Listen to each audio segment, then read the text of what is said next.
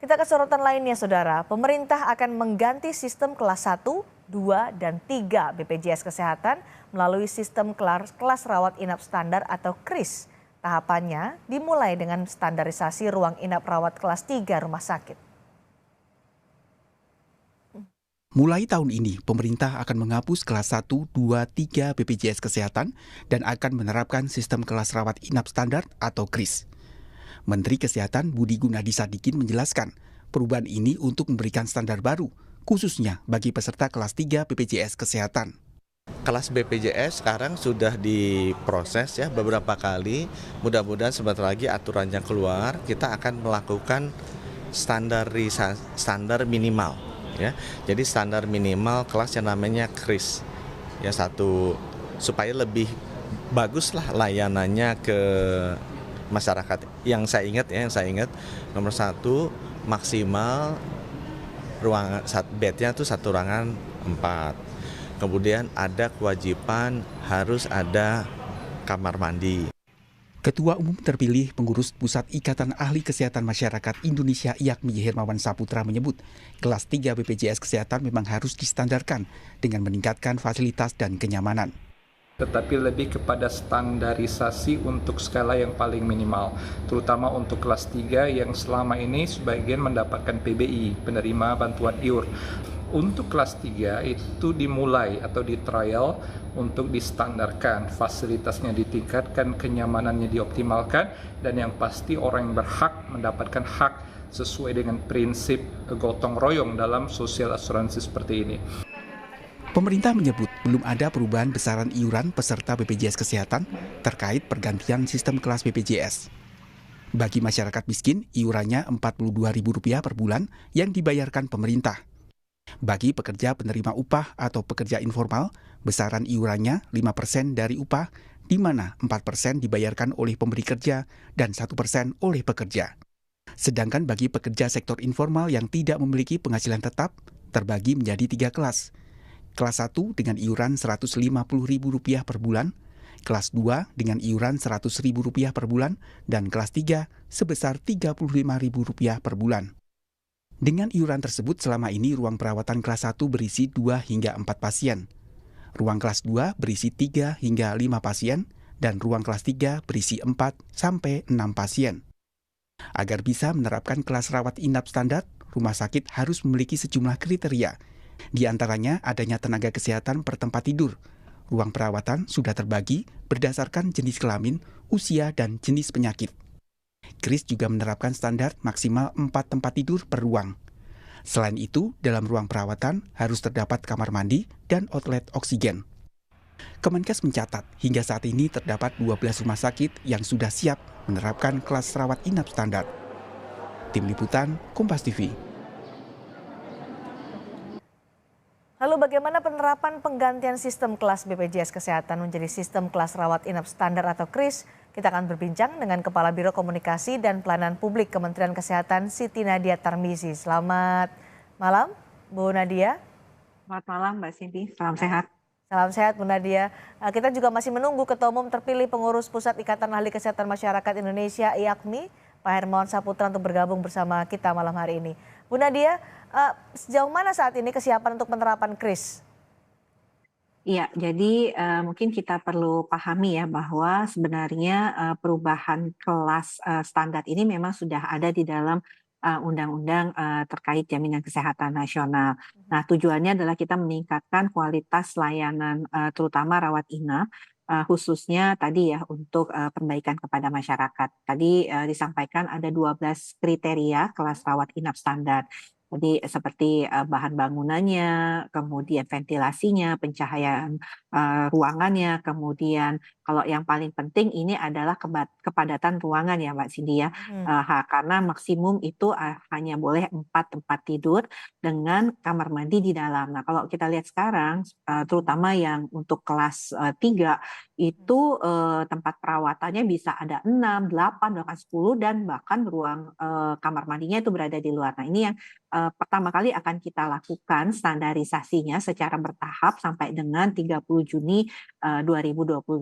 Nah, kita sudah melakukan uji coba ya di beberapa rumah sakit sebagai termasuk juga rumah sakit swasta ya dalam hal ini ada dan kita sudah mendapatkan ya hasilnya untuk uji coba ini bahwa memang layak untuk bisa dilakukan baik di rumah sakit pemerintah maupun rumah sakit swasta. Sebenarnya kriteria apa saja Bu yang harus dimiliki rumah sakit untuk standarisasi KRIS ini? Tadi ada 12 kriteria yang saya sampaikan ya. Pertama misalnya bangunannya tidak memiliki porositas, ventilasi, ukuran ventilasi udaranya seperti apa, pencahayaan ruangannya, kemudian minimal di satu tempat tidur itu ada 2 stop kontak ya. Kalau kita lihat kan di belakang tempat tidur itu sering ada panel.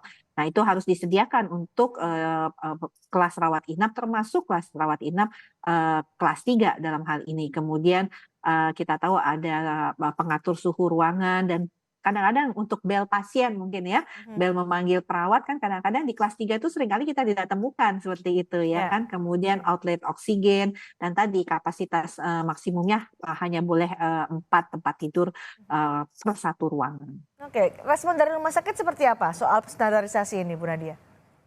Iya, jadi memang kita tadi pertama yang kita lakukan adalah verifikasi dulu ya, verifikasi kita mulai dari RSUD, kemudian rumah sakit vertikal di bawah Kementerian Kesehatan dan baru rumah sakit swasta.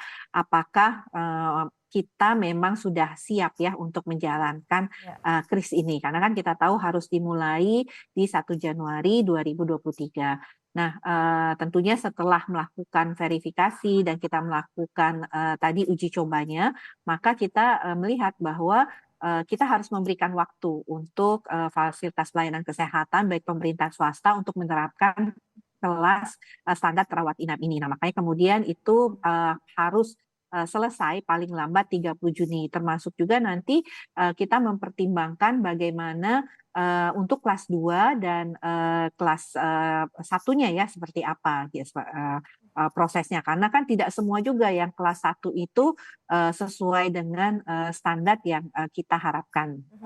Ada kesulitan dari rumah sakit soal penerapan standarisasi KRIS ini ketika mereka harus merubah atau mungkin ada renovasi yang dilakukan untuk bisa memenuhi standarisasi KRIS? Iya betul sekali. Jadi memang tantangannya tadi ya terutama di kelas 3 ya Mbak Sidi ya. Karena kan kelas 3 tadi kami sampaikan umumnya itu bisa 10 sampai 15 orang bahkan kemudian itu dari jumlah tempat tidur saja ya. Kemudian mereka kan harus merenovasi lah ruangannya itu untuk bisa hanya 4. Terus di dalamnya harus ada kamar mandi untuk tiap 4 tempat tidur. Selain itu tadi outlet oksigen itu kan harus dibuat ya. Karena selama ini kan biasanya tabung-tabung itu yang diberikan kan biasanya. Nah, jadi ya memang membutuhkan beberapa hal ya, terutama dalam hal renovasi.